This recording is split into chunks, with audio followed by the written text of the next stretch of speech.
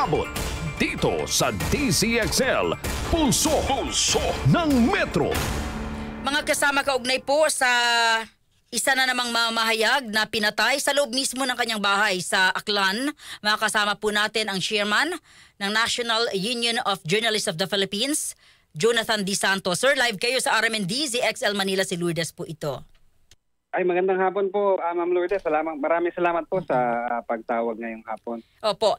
Ano po yung mga pinakahuling balita na inyo pong nakalap kaugnay po sa pagpatay dito sa ating kasamahan sa Aklan? Ito ba may kinalaman sa politika or sa personal or ito po ay sa kanyang trabaho?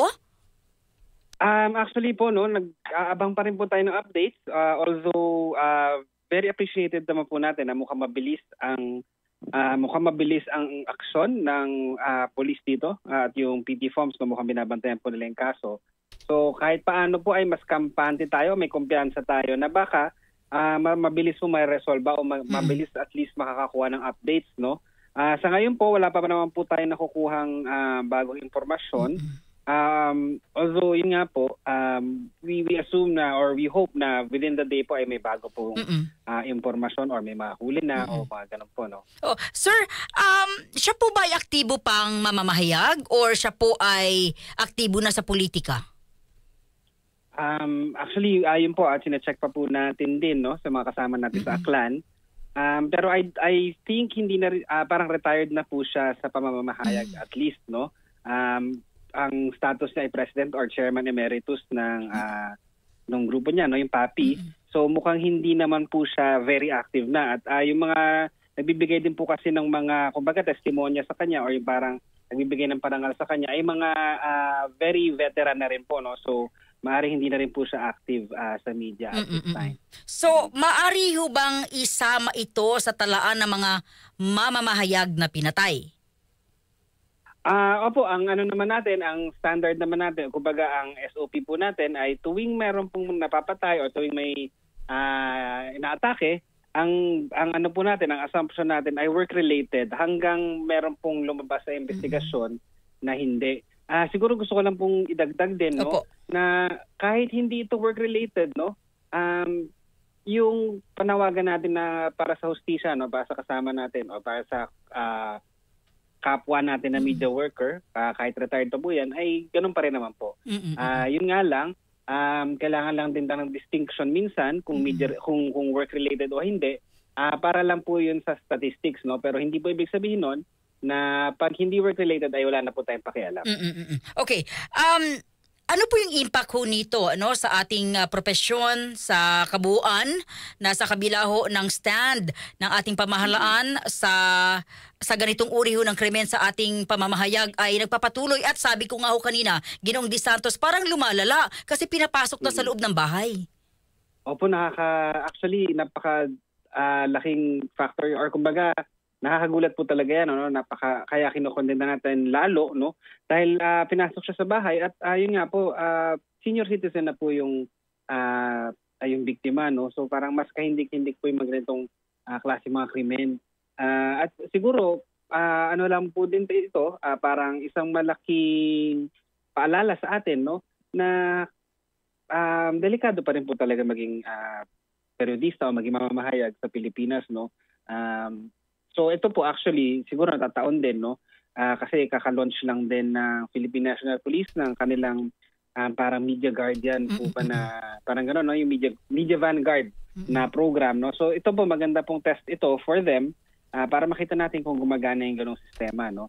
Pero mukha naman pong tututukan din ito talaga ng gobyerno at tama naman na tutukan ito dahil buong community naman po ay nakabantay rin dito dahil yun nga specifically dahil veterano na siya at yun nga po pinasok siya sa bahay. At kilalang mamamahayag. Opo. Kumbaga yung mga tinuruan niya o yung mga nakatrabaho niya ay yung mga tinitingala din talaga natin, ano, yung mga nauna talaga sa atin sa profesyon. Opo. Pang-ilan na ho ba ito sa talaan po ninyo ngayong administrasyon lamang? Ayun po, kailangan ko pong balikan, ano, pero pang-4 o pang-5 ito. Sa ngayon po kasi, kinocompile po natin yung statistics, no, ng mga attacks and killings, no, para po sa presentation natin sa May 2 para sa paggunita ng World Press Freedom Day, no. Kaya po sinisinsin pa po rin natin talaga yung data, kasama rin ang mga colleagues natin sa Center for Media Freedom and Responsibility. Siguro po mas malinaw na picture ang magbigay natin sa Biyernes po. Opo. Masabi ho ba natin na talagang seryoso ang pamahalaan para itigil ang karahasan sa pamamahayag? Dito po natin makikita, no? Kasi syempre, welcome naman po talaga yung mga, kumbaga, yung mga program launch o yung mga magaganda mga pangako, no? Syempre, kumbaga, okay sa atin yun kasi pinapakita na binibigyan ng halaga yung media security. Yun nga lang po, dito po natin talaga makikita kung gaano po yun kasinsero or kung gaano siya magta-translate on the ground, kumbaga, no? So titingnan po natin ito at yun nga, magandang test. Hindi maganda na nangyari ito pero maganda pong tingnan ito bilang test case ng bagong sistema nila or yung ni-revive na sistema ng Media Vanguard. Maari pa rin po bang sabihin na ang Pilipinas ay isang delikadong bansa para sa ganitong propesyon? Ay opo, hindi naman po nagbago yun. Kahit naman yung Committee to Protect Journalists, yung nagtala na wala pong napatay na mamamahayag nung nakaraang taon, sinasabi naman po nila na bagamat ganito, ganun yung naitala nila statistics, hindi naman, kumbaga ay risky profession pa rin po ang journalism sa Pilipinas, no? At yun din naman ang sinasabi ng Reporters Without Borders, yung RSF, na bagamat masasabi na gumanda na kumpara sa nakaraang administrasyon, threatened pa rin naman po ang mga journalists, no? Maganda po rin siguro tingnan na yung usapin ng media safety, yung usapin ng media security, hindi naman po yun masyadong nagbabago. Kumbaga hindi natin dapat siya kinukulong sa ilalim lang ng isang administrasyon o ng kung anong administrasyon. Kumbaga yung laban po natin para sa safety ng mga kasama natin at para sa press freedom ay tuloy-tuloy naman po yan. Okay. Sir, saan ho mas delikado pa rin? Sa Metro Manila, Luzon, Visayas o Mindanao? Statistically po, mas marami po talaga ang inefrete, inaatake at napapatay o pinapatay sa labas po ng Metro Manila.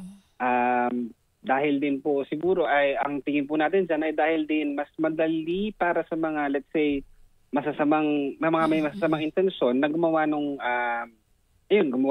balak nila dahil kumbaga ang attention kasi pag kumbaga sa NCR yan nangyari o sa Metro Manila yan nangyari, parang siyempre malaking shock yan at mas kumbaga mas maraming resources din naman sa Metro Manila, no.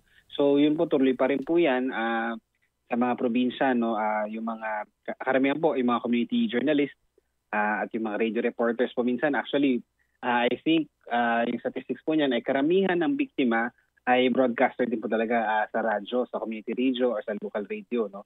So yun po.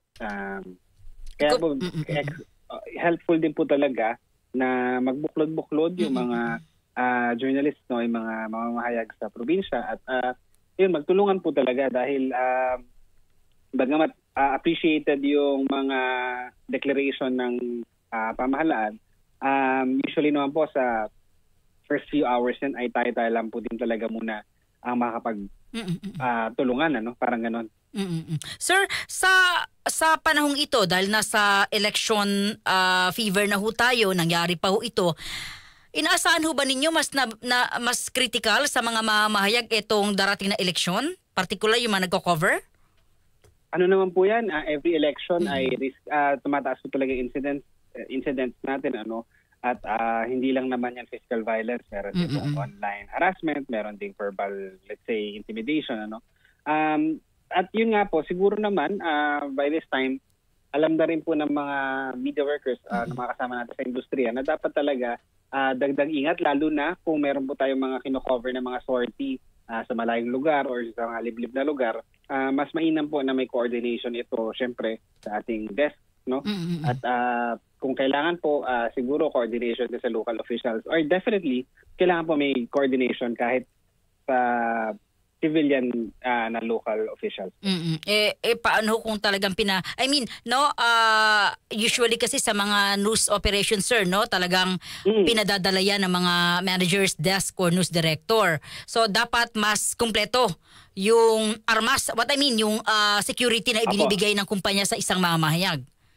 Opo. Actually, siguro at minimum ay dapat meron po yung safety, kumbaga, security assessment, no?